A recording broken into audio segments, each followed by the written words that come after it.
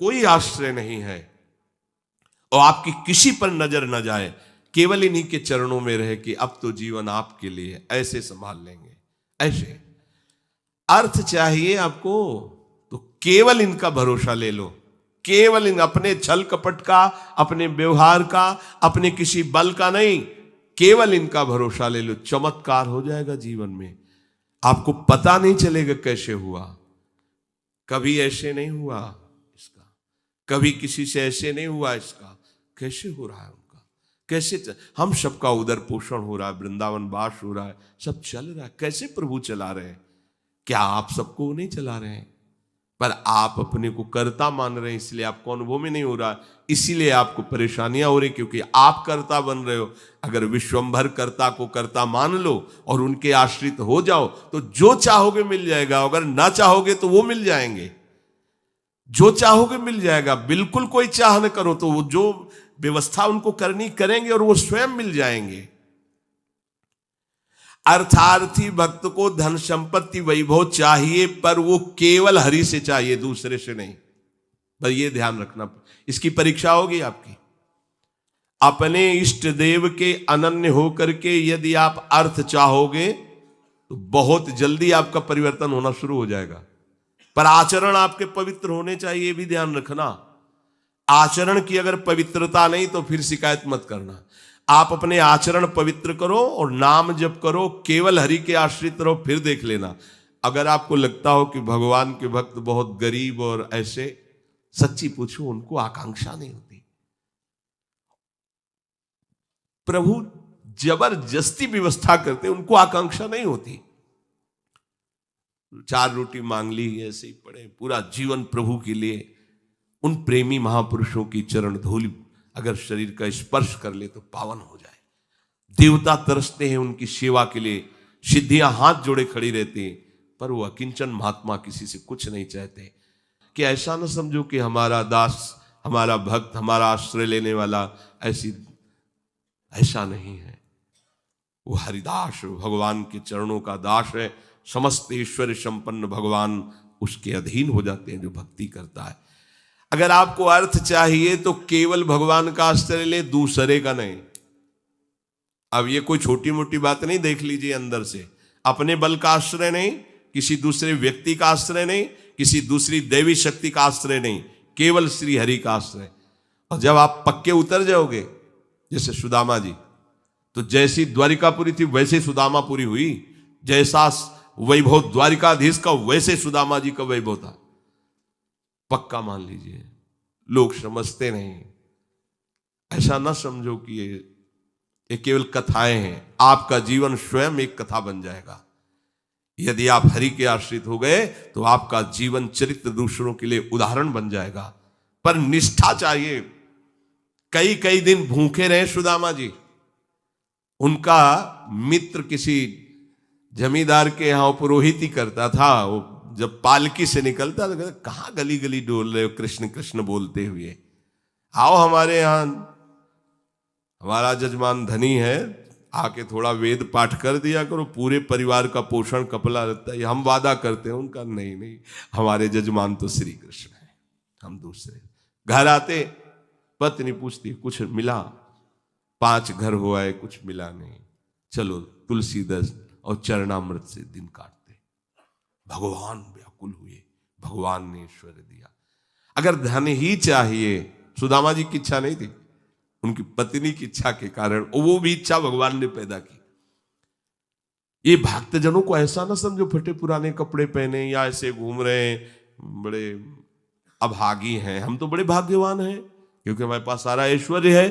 ऐसा ना समझो उनके भाग्य में ऐश्वर्य बनाने वाली मशीन मिल गई है, श्री हरि। वो इस ऐश्वर्य को क्या करे, श्री हरि मिल गए, जिनके रोम कूपों में अनंत ब्रह्मांड वास करते हैं। वो भगवान उनके यार हैं, उनके प्यार हैं। वो दूसरे की तरफ क्यों ताकेंगे? और जिज्ञासु, जो जानना चाहता है, भगवान को केवल भगवान ही जानते हैं, दूसरा नहीं जानता। पक्की बात समझ लो। भगवान को केवल भगवान जानते हैं, दूसरा नहीं जानता। बोले संत महात्मा, इनको भगवान ने जना दिया तो ये भगवान के स्वरूप हो गए। सोई जाने जेह देहु जनाई, और जानत तुम्हें तुम्हें हो जाई, जानत तुम्हें तुम्हें हो जाई। अब वो ढांचा केवल बाहर से दिखाई देता है मनुष्याकृति, पर अंदर वो ब्रह्मविद ब्रह्मवि भवति, भगवान को जान करके वो भगवत स्वरूप हो जाते हैं। जानत तुम्हें तुम्हें हो जाई। जानने के लिए एकमात्र भगवान का आश्रय लो। अगर तुम्हें जानना है संसार क्या है, भगवान क्या है, मेरा स्वरूप क्या है, तो एकमात्र अंदर से श्री हरि का आश्रय लो, वो तुम्हें गुरु रूप से मिल जाएंगे। बस उनकी आज्ञा का पालन करो तो जो गुरु है वही शिष्य हो जाता है। शिष्य की पूर्णता गुरु स्वरूप में स्थित हो जाना, भेद खत्म हो जाना, अभेद हो जाना। जो गुरु है वही शिष्य का हृदय हो जाता है। ढांचा दो दिखाई देंगे, अब गुरु शिष्य में किंचन मात्र भेद नहीं रहा, अभेद स्थिति को प्राप्त हो गया। यही गुरु के वचन पालन करने का फल है।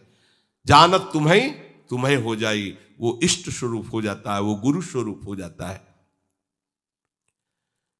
ज्ञानी जब भगवत स्वरूप का साक्षात्कार हो जाता है तो जिसके अंदर अभेद भावना होती है वो मोक्ष को प्राप्त हो जाता है, और जिसके अंदर प्रियता होती, थोड़ा हृदय द्रवित होता है, वो आगे बढ़ जाता है। उसके अंदर फिर दास्य शक्य वात्सल्य आदि भावों का प्रेम जागृत होता है। ये मोक्ष से भी स्वादिष्ट है। जो मोक्ष सुखानुभव करने वाले बड़े बड़े महापुरुष हुए, उनके अनुभव निकले जब इस प्रेम का रसास्वादन किया।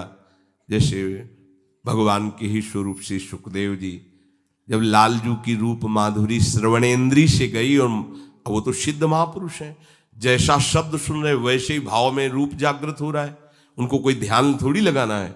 बरहा पीडम नटवर बपू, तो वैसे ही सामने नटवर बपू बिक गए एकदम उस रूप को सुन के। इतना सुंदर श्याम, इतना सलोना श्याम, ये तो ब्रह्मानंद को भी फीका कर देने वाला रूप है। उठ खड़े हुए, 18,000 श्लोक कंठस्थ किए, श्रीमद् भागवत के 18,000 श्लोक कंठस्थ हैं। और ये ऐसे महापुरुष हैं जो जन्म सिद्ध हैं। अपने पिता व्यास जी को स्वयं उत्तर नहीं दे रहे, वृक्ष उत्तर दे रहे हैं। सुकोहम सुकोहम, वृक्षों से निकल रहा है। ऐसे तदात्म भाव को प्राप्त महापुरुष, अर्थात ब्रह्मानंद से भी श्रेष्ठ श्री कृष्ण का रूप रसास्वादन। मधुसूदन सरस्वती जी बंशी विभूषित करा नवनी हृदाभात, उसमें कह रहे हैं कृष्णात् परम किमपि तत्व हम, कृष्ण से कोई बड़ा तत्व है मैं नहीं जानता। तो जो भगवान कह रहे हैं कि ज्ञानी जो भक्त हैं, यहां दो भाव ज्ञानी की, जिन्होंने सत्य को जान करके भगवत स्वरूप में लीन हो गए, या जो सत्य स्वरूप भगवत स्वरूप को जानकर प्रेम में लीन हो गए। प्रेम में लीन होना, अभेद होते हुए भी भेद भाव को स्वीकार करना। ये भेद मायाकृत नहीं है, ये चिदानंद भाव भेद है, भाव भेद।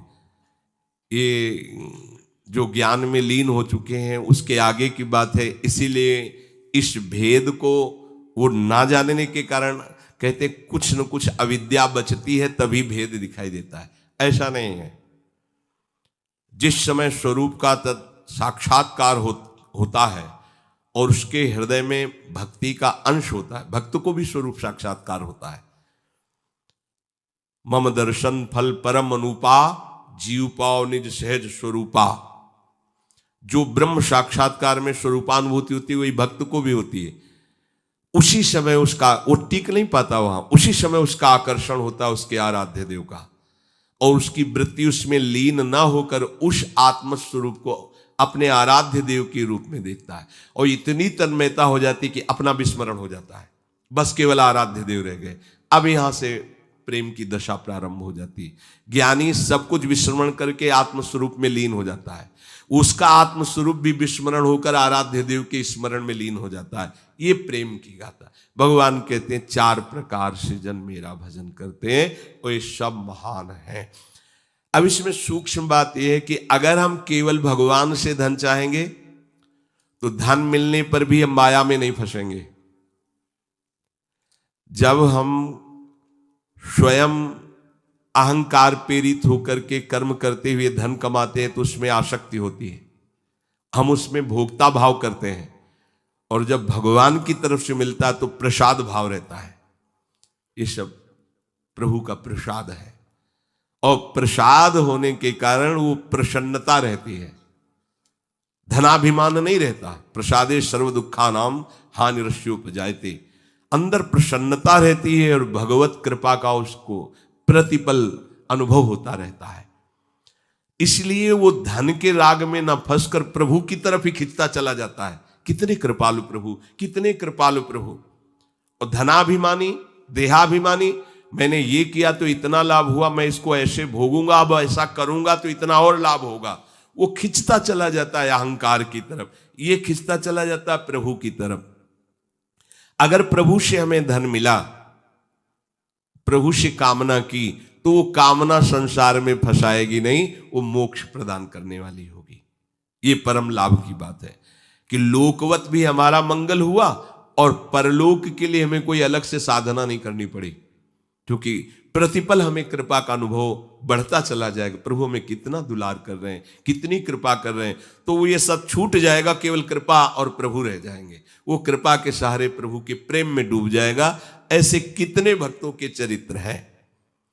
जब हम संकट निवृत्ति भगवान से चाहेंगे तब लगेगा अच्छा कोई दूसरा मेरा सहयोगी नहीं हुआ, भगवान ने ऐसी कृपा। तो अपनी अनुभूतियां जो होती है और प्रभु की तरफ हमें प्रेरित करती है। संकट निवृत्ति के बाद वो प्रभु को भूल नहीं जाएगा, वो प्रभु में आसक्त हो जाएगा। ये आंतरिक बात है, सूक्ष्म बात है। आर्त कोई भी भक्त जो हुआ हो और उसकी संकट निवृत्ति भगवान ने की हो और वो भगवान को भूल करके संसार में ही रमण कर रहा हो, ऐसा नहीं हुआ। भूलने की वो चेष्टा भी करेगा तो भगवान उसे भूलने नहीं देंगे, क्योंकि उसने आर्त भाव से ही सही पर प्रभु का आश्रय लिया है। और प्रभु का आश्रित कभी माया में फंस नहीं सकता है, पक्का है, चाहे किसी भी भावना से आश्रय लिया हो। और जो भगवान से जानना चाहता है भगवान को, उसको कभी ज्ञानाभिमान नहीं होता। अगर हम पढ़ लिख करके जानना चाहेंगे तो जान भी नहीं पाएंगे, पर हमें ज्ञानाभिमान हो जाएगा। अगर प्रभु से जानेंगे, गुरु कृपा से जानेंगे, तो कभी ज्ञानाभिमान नहीं होगा। इसीलिए हमें अगर सांसारिक सुख भी चाहिए तो केवल हरि का आश्रय लें, सांसारिक दुख की निवृत्ति चाहिए तो केवल हरि का आश्रय लें, और हरि को जानना है और पाना है तो केवल हरि का आश्रय लें। वो सब साधन दे देंगे, वो सब हमको मार्ग दे देंगे, जिससे हमें उनका बोध हो जाएगा या प्रेम हो जाएगा। हम हरि को छोड़कर अन्य आश्रय न लें, हम हरि को छोड़कर किसी अन्य का भरोसा न करें, तो इस प्रपंच की चाह रखते हुए भी हम भगवान को प्राप्त कर लेंगे। बहुत सरल भगवान ने बता दिया। अब भी समझ में ना आवे तो आप जाने। हमारी यही तो चाह है, हमें धन मिल जाए, हमारी दुख निवृत्ति हो जाए, हमें ज्ञान हो जाए, हमें मोक्ष हो जाए, सब हो जाएगा। केवल भगवान का आश्रय ले लो और नाम जप करो, पर गंदे आचरण मत करो। आहार विहार संयम से करो, शास्त्र संयम से। अब करो गंदा आचरण। जो गंदे आचरण वाले थे जब प्रभु की शरण में आए तो उलट गए, फिर दोबारा नहीं देखा उधर, तो क्या हुआ, वो महात्मा बन गए। अब अपने भगवान की शरण में आए, अगर गंदे आचरण करते रहेंगे तो अनुभव नहीं होगा, और ये होगा कि पता नहीं भगवान आपके ऊपर प्रसन्न होंगे इसलिए ऐसा हो गया, हमारा तो नहीं हुआ। आप आचरणों को, भगवान का बल आपको सहयोग देगा, आपको बचाएगा। पर आप इच्छा करके यदि कामनाओं की प्रवाह में बहकर गंदे आचरण करेंगे तो छूट भी दी है भगवान ने, आप करो और उसका फल भोगो। अवश्य में भोक्तव्यम कृतम कर्म शुभाशुभम। आश्रित को ये ध्यान रखना चाहिए, अपने आराध्य देव के विरुद्ध आचरण नहीं करना चाहिए। अगर कहीं होने की संभावना हो तो आराध्य देव से प्रार्थना करनी चाहिए, बचा लो प्रभु।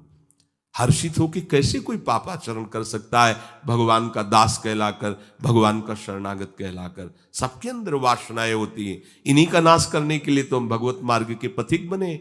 और नाम में इतनी सामर्थ्य पूछो मत। ये तो जैसे जैसे तो ऐसा लगता है अभी तो कुछ परिचय ही नहीं मिला नाम का।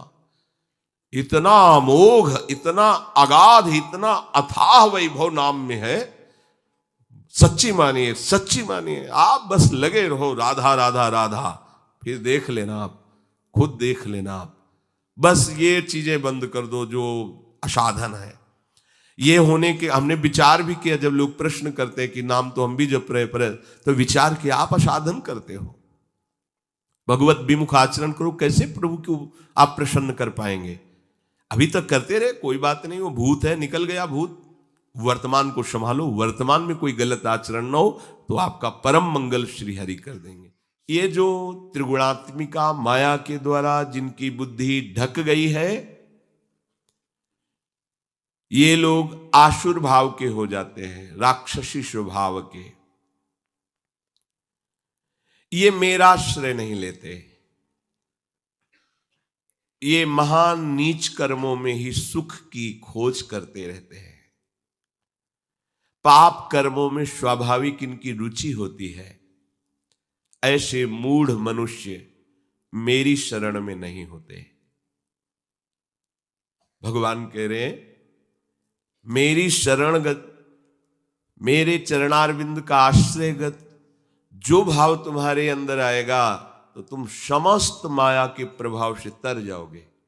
पर क्यों नहीं आते सब लोग? जब इतना आनंद का मार्ग है, इसीलिए नहीं आते कि उनकी बुद्धि अपहृत हो गई है, माया ने आसक्त कर लिया है।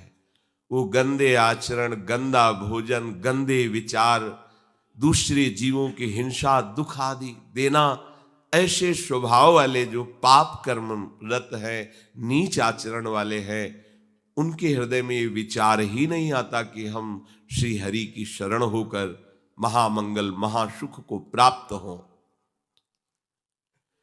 उनको ये सार असार का ज्ञान नहीं होता, नित्य अनित्य का ज्ञान नहीं होता। क्या ग्राह्य है, क्या त्याज्य है, क्या विधि है, क्या निषेध है, क्या करना चाहिए, क्या नहीं करना चाहिए, बिल्कुल ज्ञान नहीं है। वो अपरिहित ज्ञान वाले हैं, उनकी बुद्धि को माया ने आसक्त कर लिया है। तो क्या इनका कभी उद्धार नहीं होगा? जो भगवान से विमुख हैं, पाप कर्म में रत हैं, क्या इनके उद्धार के लिए कोई चांस नहीं है? यहां भगवान का ये कहने का मतलब नहीं है। कहने का भाव ये कि ये लोग आते ही नहीं है हमारी शरण में, हम तो इनका भी स्वागत करेंगे, क्योंकि मेरे ही तो बच्चे हैं ना, गलत मार्ग में चले गए हैं तो मेरे ना, पर ये स्वीकार कर ले कि मैं प्रभु का हूं। ये कई परिस्थितियों में कभी कभी ऐसे दुराचारी पापाचारी जनों का भगवान के चरणों में समर्पण हो जाता है।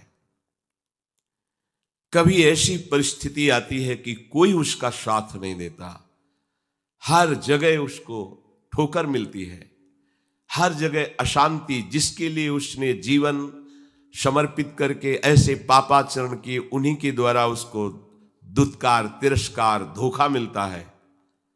तो उसका हृदय पुकार उठता है कि अगर कोई ईश्वर है तो मुझे स्वीकार करे। या किसी भगवत प्रेमी महात्मा का उसने अनादर कर दिया, क्योंकि हिंसा स्वभाव वाला है, पाप कर्म में रुचि रखने वाला, श्रद्धा तो रखेगा नहीं संतों के प्रति। कोई ऐसा जो भगवत प्रेमी महात्मा है, उसका अनादर कर दिया, उसका अपमान कर दिया, और उनकी दृष्टि उस पर पड़ी और उनको दया आ गई उसकी दशा पर, और उन्होंने भगवान से प्रार्थना कर दिया, तो भगवान उसको क्षमा करके संभाल लेंगे, क्षमा कर देंगे। देखो, मुनिनकर क्रोधौ मुक्तिदातार। यदि किसी महात्मा का कोई दुष्ट अपमान करता है, अगर वो महात्मा प्रार्थना न करें तो भगवान उसका बहुत बुरी तरह नाश कर देते हैं। जो अपराध भक्त कर करई, राम रोष पावक सोज रही। पर यदि कहीं उनकी उस पर दृष्टि पड़ गई, जैसे श्री भगवत स्वरूप नित्यानंद जी, जगाई मधाई को देखा कि शराब के नशे में उन्मत्त गंदे भाव से युक्त है। ठाकुर हरिदास जी से कहा कि महाप्रभु ने आदेश किया है कि नाम जगत मंगल करने वाला है, इनको नाम का उपदेश किया जाए। देख रहे हो वैसे ही गाली बक रहे हैं, मदिरा में उन्मत्त है, इनको नाम नहीं, यही विशेष अधिकारी हैं, इनको तो नाम सुनाना चाहिए। समीप गए और कृष्ण नाम की जय घोष की। वैसे ही नशे में थे वो, देखा पास में एक मिट्टी का पका हुआ घड़ा रखा था, उसी घड़े से प्रहार किया नित्यानंद महाप्रभु के। ये देखो भगवान की कृपा कैसे उदय होती है। नरक में भी इनको ठौर नहीं मिलता इनके ऐसे आचरण। और ये जो अपराध बना था, अवतारी महापुरुष हैं, भगवान के स्वरूप है श्री नित्यानंद जी। उनकी खोपड़ी से रक्त प्रहार होने लगा, मस्तक पर ऐसे मारा।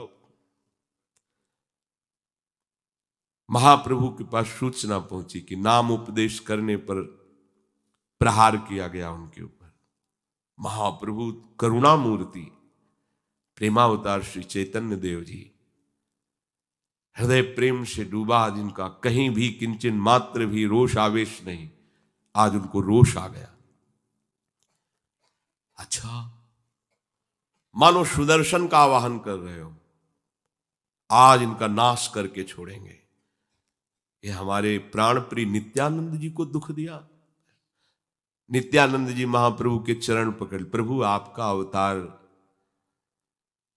इनको महान भगवत प्रेम में डूबोने के लिए हुआ है, नाश करने के लिए नहीं। प्रभु आप ऐसा ना करें, आप कृपा सिंधु, आप कृपा करें। उनको महाभागवत बना दिया, गंगा में खड़े करके सारे पाप ले लिए महाप्रभु चैतन्य देव ने। बड़ा विस्तार से कथा चरित्र है, आप विचार कीजिए, क्या इनका कभी कल्याण हो सकता था? लेकिन कैसा संयोग बना, पूजा नहीं की, प्रणाम नहीं किया, हाथ नहीं जोड़े, खोपड़ी फोड़ दी। यह है महापुरुषों का प्रभाव। कैसे भी ये महानता है संतों की, जिन्होंने उनका अमंगल किया, जिन्होंने निंदा की, जिन्होंने मारा, उनको परम पद प्रदान किया संतों ने। मुनिन कर क्रोधो मुक्तिदाता। पर ऐसा नहीं करना चाहिए कि महात्मा की खोपड़ी फोड़ देंगे तो परम पद मिल ही जाएगा। ये तो नित्यानंद महाप्रभु थे, तो अगर आप ऐसा करते तो राम रोष पावक शोज रहे।